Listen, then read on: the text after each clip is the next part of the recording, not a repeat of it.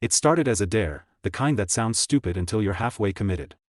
Four friends from Boulder, Eli, Trevor, June, and Matt, had been mountain biking together since high school. Trails, cliffs, even snow runs, nothing scared them. But that night, sitting around a bonfire, Trevor brought up something different. "You ever hear about the ghost trail up by Bear's Spine Ridge?" he asked, grinning through the firelight. June rolled her eyes. "That's the one with the old ranger who disappeared, right?" Trevor nodded. 3 people actually. All bikers. All went missing between midnight and 3 a.m. The group laughed. The kind of nervous laughter that covers curiosity. By 11:45 p.m., they were loading bikes into Matt's truck. The road up to Bear's Spine was rough, unmarked, a narrow forest path cutting through miles of pines. They parked beside a faded trailhead sign that read "Closed, Landslide Area." Moonlight filtered through the treetops, faint and fractured. It was colder than expected. The air smelled of wet moss and rust. 5 miles, Eli said, checking his watch light. Downhill the whole way. We'll be back before 2. Nobody noticed the other car parked half hidden in the brush. The trail began easy, dirt, stone, and pine needles. Tires hummed, headlights bouncing. They joked, raced, filmed each other. The world felt alive in a strange way, their laughter echoing against the trees. But soon the path narrowed. Roots clawed from the earth like fingers. The forest thickened, their lights catching glimpses of movement, maybe a deer, maybe not. Then June's light flickered. She smacked the side of her helmet. Stupid battery. The forest swallowed her beam whole. They slowed down. The only sound was the whir of tires and shallow breathing. A shape darted across the path, something low and fast. "Fox," Matt muttered, but his voice sounded unsure. The air grew colder as fog began to slide between the trees, thick and unnatural. Eli's watch buzzed, 12:08 a.m. He didn't notice the symbol scratched into the nearest tree, a rough spiral of overlapping rings, drawn in something dark that wasn't bark. Then, from somewhere behind them, came the first scream, sharp, guttural, and instantly cut off. The 4 skidded to a stop, hearts slamming. "That was," Trevor started, but he didn't finish. June's bike light flashed once, twice, then went out completely. "June?" Eli called out, his voice breaking the silence. The forest didn't answer. The fog thickened, wrapping the trail in milky folds. Trevor and Matt fumbled with their lights, sweeping the beams across the trees. "She was right behind me," Matt muttered. Then, faintly, they saw it, her bike, twisted in the dirt 30 feet down the slope. The front wheel spun slowly, they scrambled down the embankment, leaves and soil sliding underfoot. June lay a few feet away, her helmet cracked but intact. She was breathing, shallow, fast. "What the hell happened?" Trevor whispered. Eli knelt beside her, shaking her shoulder. June's eyes fluttered open. Did you see it?" Her voice was barely there. "Something ran across the trail." She pointed upward, toward the ridge, but when they followed her finger, nothing moved. Only fog. Only trees. They decided to rest, regroup, maybe turn back. But as Eli went to pick up June's bike, he froze. Something was wrong with the ground. It was soft, almost spongy. His light caught a glint of metal beneath the dirt. He brushed it aside. A bike pedal. Rusted. Broken. Then another. A helmet. A shoe. Old, weather-beaten gear, left there long before them. They climbed back to the trail, shaken. Matt tried to radio out on his phone, no signal. "Let's just go downhill, fast," he said. "Get to the creek and follow it back." Nobody argued. As they started again, Eli glanced back one last time. For a moment, he swore he saw someone standing near June's crash site, a tall, lean figure in ranger gear, a lantern glowing in his hand. But when Eli blinked, the light was gone. The ride turned frantic. Tires hit loose gravel, wheels slipped. The sound of chains clacking mixed with whispers that seemed to come from the trees themselves. "Eli," June hissed. "There's someone following us." He turned his head, and in the fog, behind Trevor, he saw the flicker of another headlight, steady, keeping pace.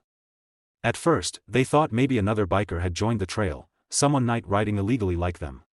But this rider never spoke, never slowed, and his light stayed an eerie, pale white, not LED, not modern. It wavered like fire. Trevor shouted back, "Hey! Trail's closed." No response. Just the sound of gears grinding and the faint ringing of a bike bell. Matt panicked and hit the brakes. We need to hide. They veered off into the trees, lights off, crouching beside a fallen log. The sound of the mysterious bike grew louder, steady, methodical. Through the fog, a shape glided past. The man's clothes were wrong, an old ranger uniform, soaked and faded, his helmet cracked, and a lantern swinging from the handlebar. The air smelled of metal and rain. His eyes, when they saw his face, were black holes. He passed them, then stopped. Slowly, his head turned, as if listening. The forest went silent, no wind, no bugs, no movement. Then the bell rang once. Twice. He began pedaling back toward them. June whispered, trembling, "Run." They exploded from hiding, sprinting through the trees, dragging their bikes. Branches whipped their faces. Eli looked back once. The lantern was coming closer, swinging violently now, its glow illuminating tree trunks like flashes of lightning. They reached a clearing, an old ranger station, collapsed and rotten. Its windows were black voids. Matt slammed the door shut behind them and shoved a desk in front. "He's not real," Trevor said, almost laughing. "Just a trick. Maybe someone pranking us." But from outside came the sound of tires crunching gravel, then footsteps, slow, deliberate. Inside, the air was heavy with mold and dust. Maps hung shredded from the walls. There was a smell, something old, like wet wood and decay. June found a lantern, managed to get it lit. Its glow revealed claw marks on the walls. "Bears?" she asked. Eli shook his head. "Those are too deep." They spread out cautiously. Trevor found a faded logbook. The last entry was dated 1979, third disappearance this month. "The mountain is wrong. Requesting closure of trail permanently." Scribbled underneath in another hand, "He's still out there. The one with the bell." Before they could process it, a thump echoed against the door. Then another. "He followed us," June whispered. Matt grabbed a broken plank like a bat. "If he comes in, we fight." But what entered wasn't a person, it was a gust of freezing wind that blew the lantern out. Darkness swallowed them whole. Eli's flashlight flicked on just in time to see something move along the ceiling, a shadow sliding like liquid. "What the hell is that?" he yelled. It dropped between them, a shape half human, half something else. Its skin looked stretched, wet, as if peeled from another body. The same black eyes stared from beneath a ranger's hat. It lunged, and in the chaos, Trevor swung his light, striking it across the head. The thing fell back, screaming like a bike chain twisting. They bolted out the back, bikes in hand, the forest opening into another stretch of trail. Behind them, the cabin collapsed with a deafening crack. The trail now plunged steeply downward. Eli led, June close behind. They didn't talk, every muscle focused on survival. The fog thinned just enough for moonlight to spill through, but the terrain grew treacherous, rocks, dips, sudden turns. The forest opened to cliffsides where the valley below looked like a black ocean. Suddenly, a voice crackled through Eli's helmet radio, static first, then words. "Riders, off the trail, ridge unstable." It was faint but real.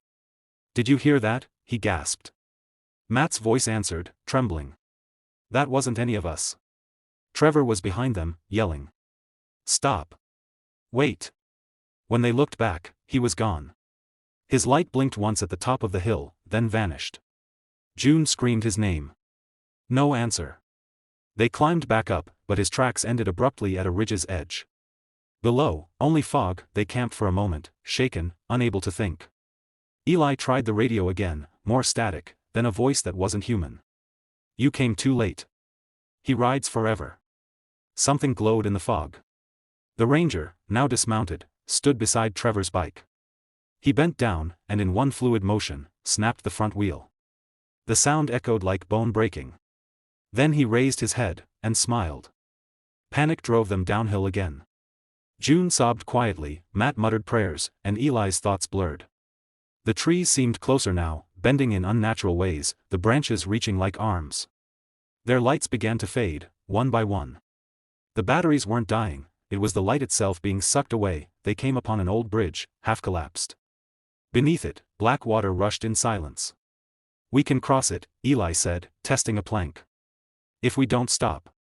They went one at a time. Halfway across, Matt froze.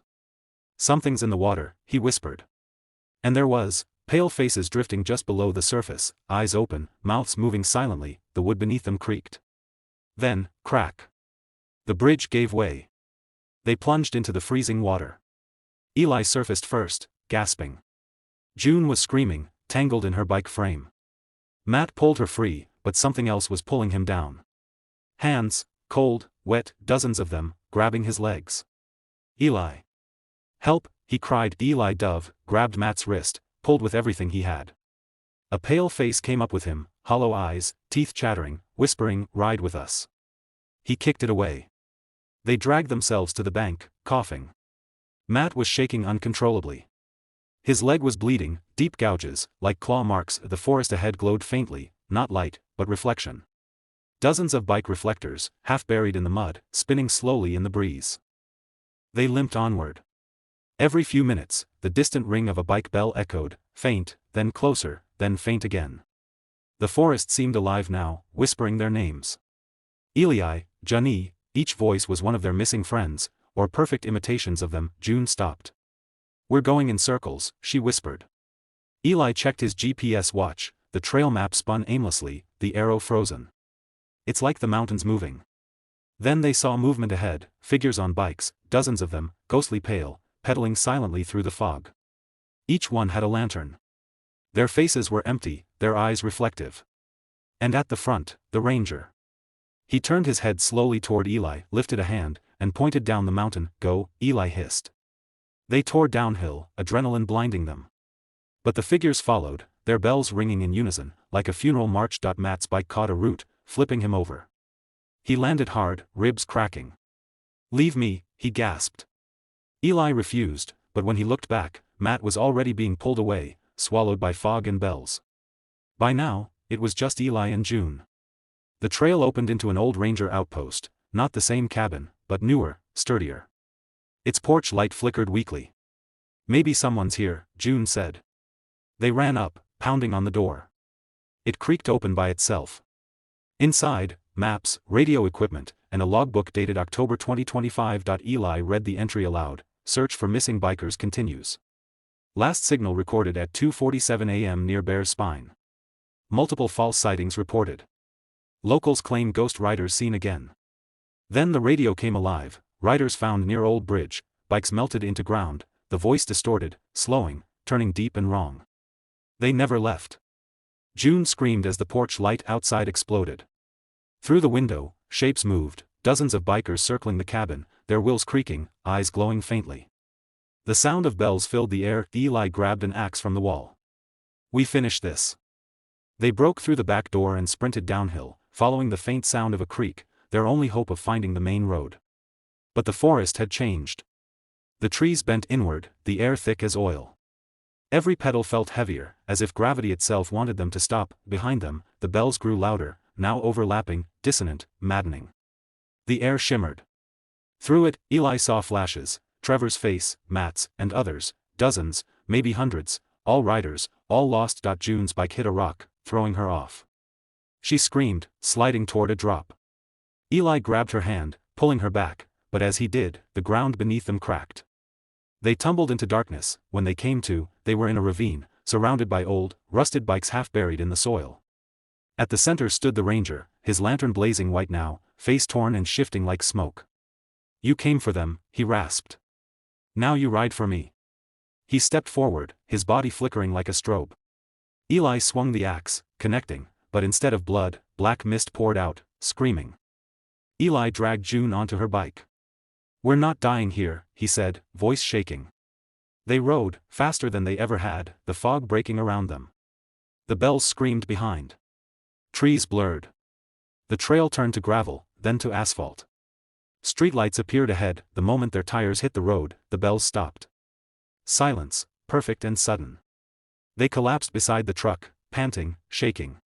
It was 3:02 a.m. When rangers arrived at dawn. They found only 2 sets of tire tracks coming off the mountain. No sign of the others. No cabin. No bridge. No wreckage. But in the back of Eli's truck, inside his helmet, a single, rusted bike bell. Weeks later, Eli went back alone, unable to let it go. The trail was gone, erased by a landslide, just like the sign said. But as he turned to leave, he heard it again, faint, from somewhere deep in the woods: ring, ring, ring, and in the fog, just for a moment, a pale light moved, the lantern swinging, waiting for the next ride.